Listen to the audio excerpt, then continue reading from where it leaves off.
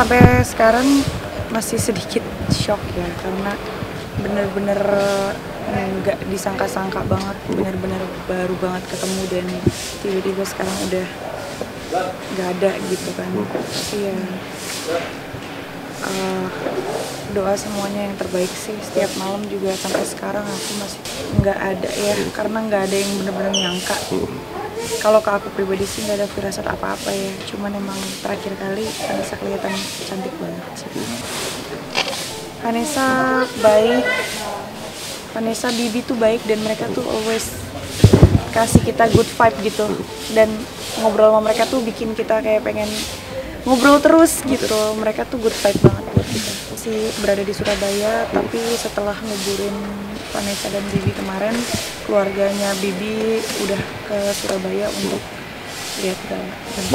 Itu semua biar menjadi pribadi ya, kalau soal apapun itu, tapi yang penting doa yang pastinya akan aku selalu sampaikan ke Bibi dan juga Vanessa, dan apalagi untuk Gala dan semua keluarga. Sampai sekarang aku masih apa ya, shock ya, masih gitu loh, nggak bisa dideskripsiin juga.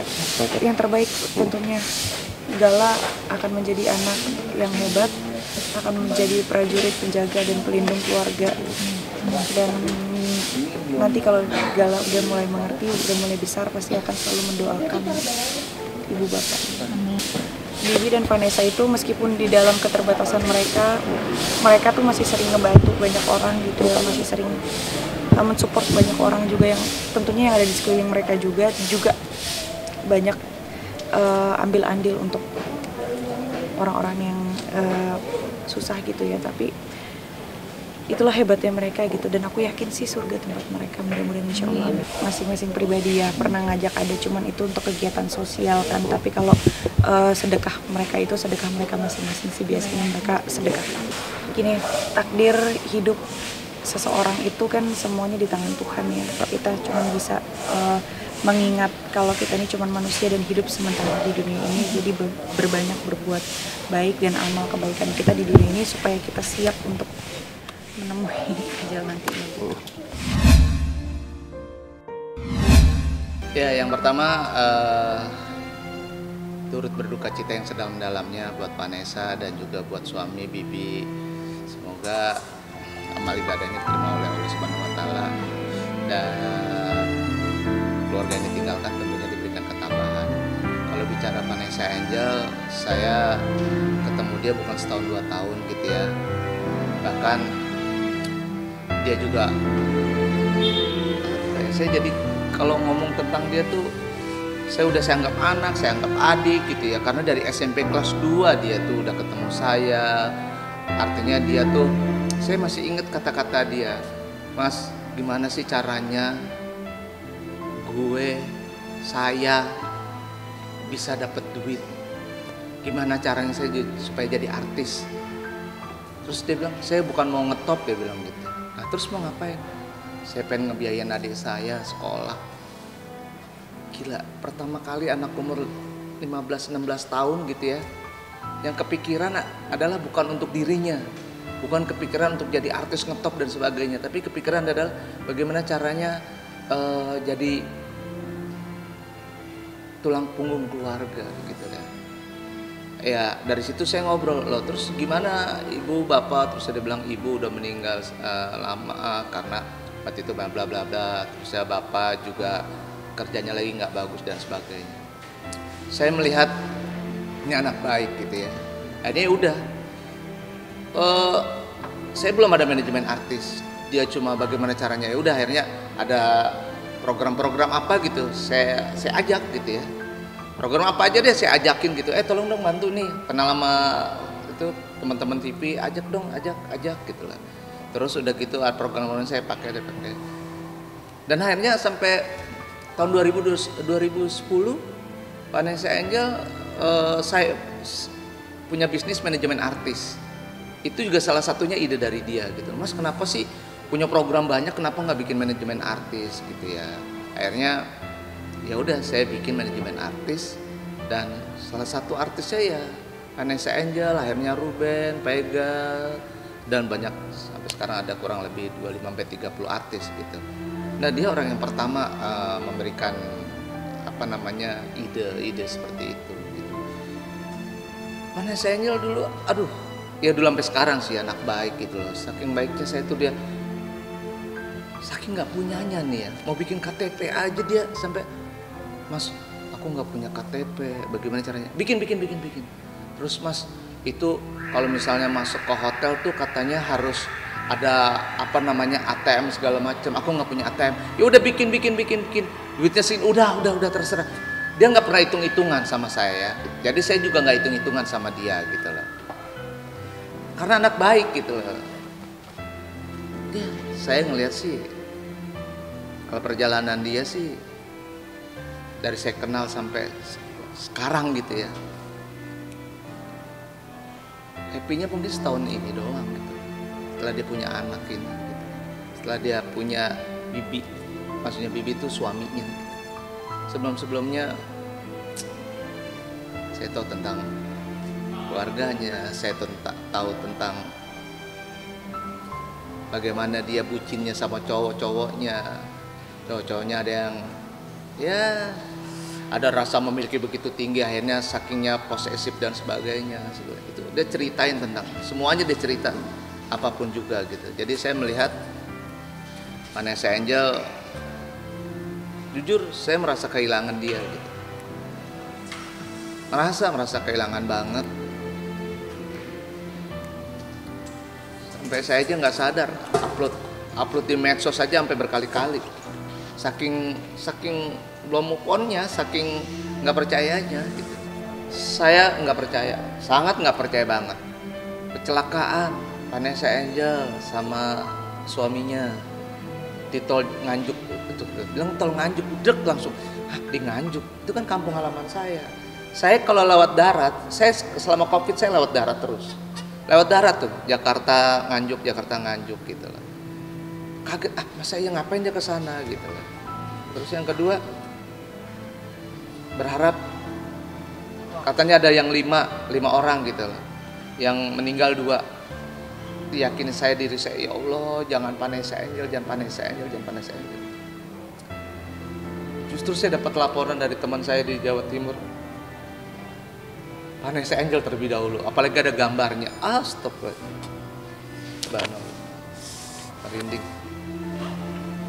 Itu serius, itu enggak. Ya udah, ini sampai ngepost berkali-kali loh di media sosial saya tuh, yang nggak sadar tuh ngepost lagi. Sampai bikin sendiri. Saya biasanya ada yang bantuin, saya bikin sendiri tuh yang namanya TikTok tuh. Khusus foto-foto Vanessa Angel sama suaminya sama anak-anaknya. Sambil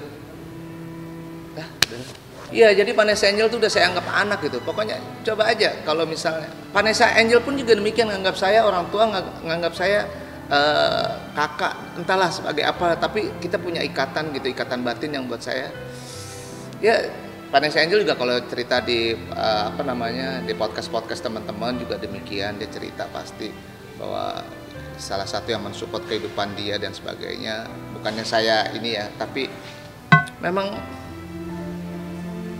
untungnya loh, Vanessa Angel tuh anak baik. Kalau dia punya masalah apa segala macam tuh banyak yang bantu, banyak yang dukung gitu ya. Dan buat saya dia the best banget.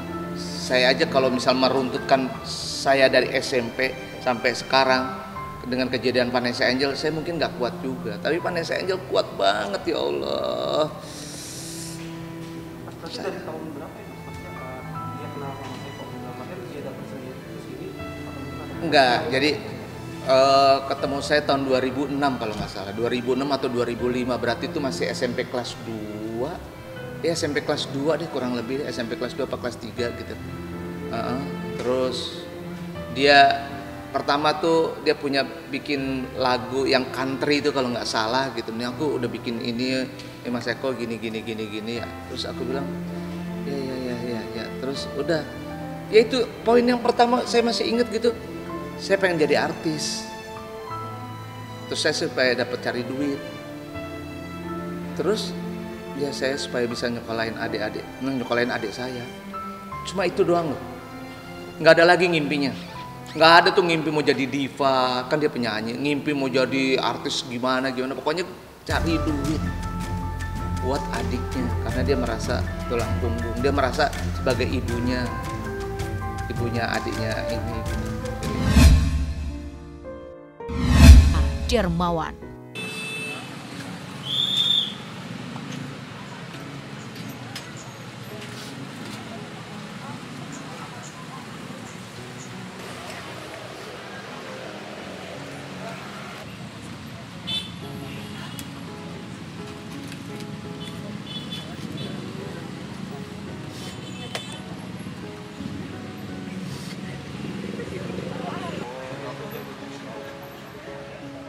Wow, dia cewek yang tangguh banget. Dia itu mentalnya baja dan orangnya sangat dermawan. Vanessa tuh bekerja keras, dermawan. Dia tuh orangnya kalau mau menolongin orang, apalagi orang-orang yang udah di sekitarnya dia gitu ya, inner circle-nya dia bisa benar-benar abis-abisan buat orang yang dia sayang. Maksudnya dia akan perjuangkan kepala jadi kaki jadi kepala. Itu Vanessa. Anaknya baik banget. Emosi hidup sama hati sih. Banget lah kalau udah kayak gini ya. Terus ada Gala juga kan. Ada lah ya, maksudnya mereka ada di dalam Gala gitu loh. Mereka nggak ada nih. Tapi kan ada Gala. Gala itu kan Vanessa dan Bibi. Aku sih tadi berdoa minta Allah untuk menjaga Gala, selalu melindungi Gala, sehat terus. Kemarin kan ke orang tuanya Bibi ya. Alhamdulillah sih katanya CT scan-nya semua aman. Aku tanya juga, Gala gimana? Abi, Umi, alhamdulillah sih nggak kenapa-napa, cuman di luar ya. Ya udah, mudah-mudahan sehat. Aku tuh nggak tahu bahwa lokasi ini tuh dekat rumahnya. Jadi pas pulang dari rumahnya, lihat rame-rame ini nih. Itu apanya? Lagi syuting. Aku gitu, ya Allah, sama manajerku kan. Iya kayak lagi syuting film deh. Nggak taunya ini kuburannya ya. Jadi ini udah kedua sebenarnya, udah lewat kemarin. Tapi pas datang untuk benar-benar bisa ngasih doa, beli bunga kesayangannya Vanessa tuh, yang warnanya pink, lili warna pink. Aku kenal V itu waktu V sama Mas Didi ya. Mas Didi. Jadi tahun berapa ya itu? 2013 kebetulan memang Mas Didi itu apanya ponakanku yang namanya Vanessa juga. Jadi adikku tuh istri pertamanya Mas Didi, tapi mereka berpisah.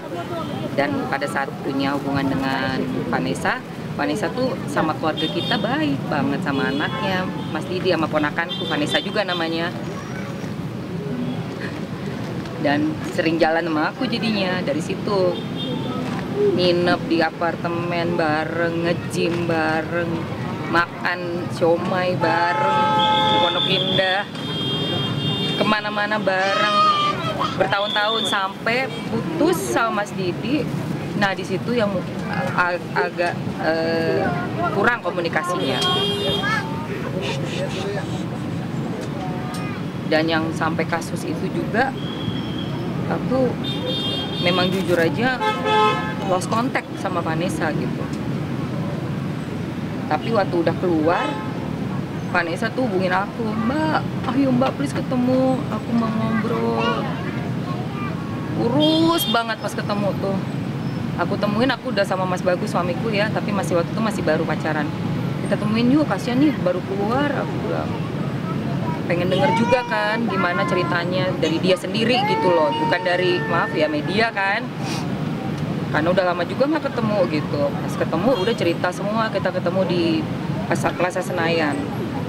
Dari situ kembali lagi hubungannya terjalin baik banget, selalu komunikasi, selalu jalan sampai sama Bibi nikah, hamil, punya anak, masih terus. Mamski ke rumahnya yang baru itu yang di sini nih, ulang tahun Bibi, terus pas lahiran berapa bulan Vanessa juga tuh datang juga. Nah terakhir komunikasinya masih tetap lewat WhatsApp, tapi untuk ketemu tuh kita waktunya Terakhir ketemu ulang tahun Bibi Februari ya, berarti yang pas kemarin itu. Ini udah bulan apa nih? Ya itulah, mau tiap ketemu nggak jadi. Padahal udah janjian. Terus Bibi ngirim baju yang apa sih, Vanessa Wear ya, yang kembaran untuk suamiku sama aku. Dia seneng banget kita bikin TikTok tuh. Bikin TikTok, aduh happy banget, keren banget Mamski, kata Bibi. Aku ngasih baju foto berdua sama suamiku. Oh iya siap, makasih ya supportnya bla bla. Ya Allah, itu terakhir sih ngomong sama Bibi, ngobrol soal bajunya Vanessa Wear. Habis itu yang dia kan memang bolak-balik Surabaya ya, ada bisnis itu kan ya. Sempat kita mau janjian di rumah temen, dikirim foto tuh. Udah aku di sini loh, Mbak Fani nggak kesini. Dia manggil aku Mbak Fani. Mbak Fani nggak kesini. Wah belum bisa, aku masih sibuk banget. Ntar janjian lagi ya. Ya, udah nggak bisa. Ya udah kayak gini. Pastinya lah, pokoknya jangan ditunda kalau emang kita tuh pengen ketemu. Kalau bisa langsung temuin aja, mau kapanpun gitu. Sebisa mungkin sih ketemuin sih. Karena kan kita nggak tahu ya kapan kita nggak, tiba-tiba kan ini tragis banget, nggak ada angin, nggak ada hujan, beda sama orang sakit.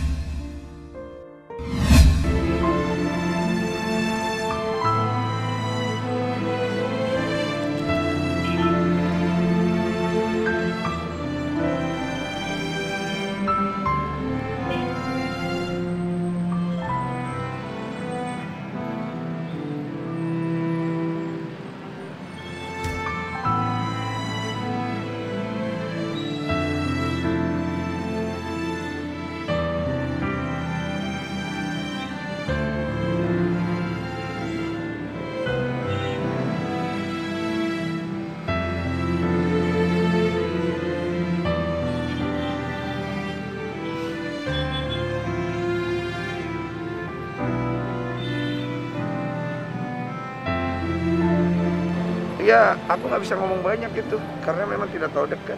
Tapi ketika saya ketemu, ya a very humble person, orang yang tahu diri, dan orang yang menyembunyikan malu. Karena mereka mungkin dicap jelek ya.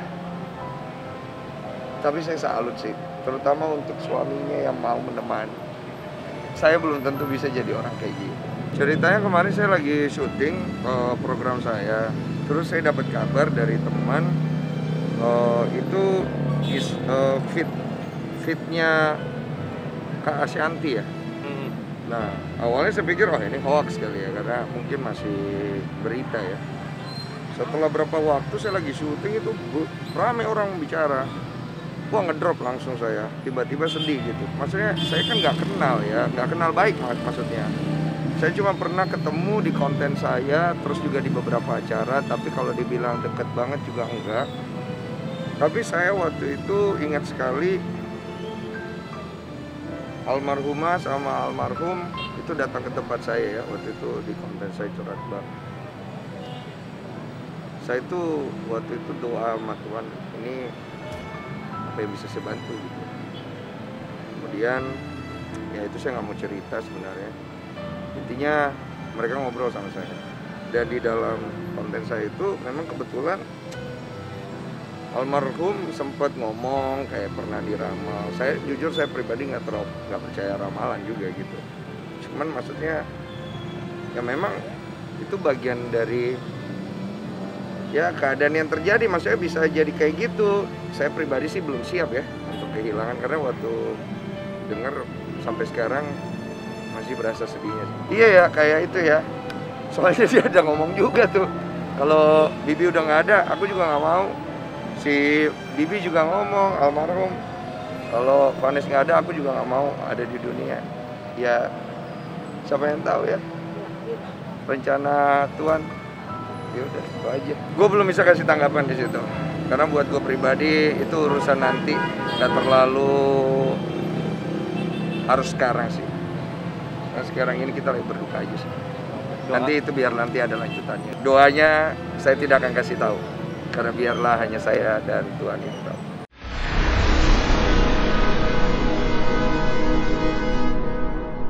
Jadi jangan lupa untuk subscribe Cumi Cumi. Ditekan ya tombol lonceng merahnya.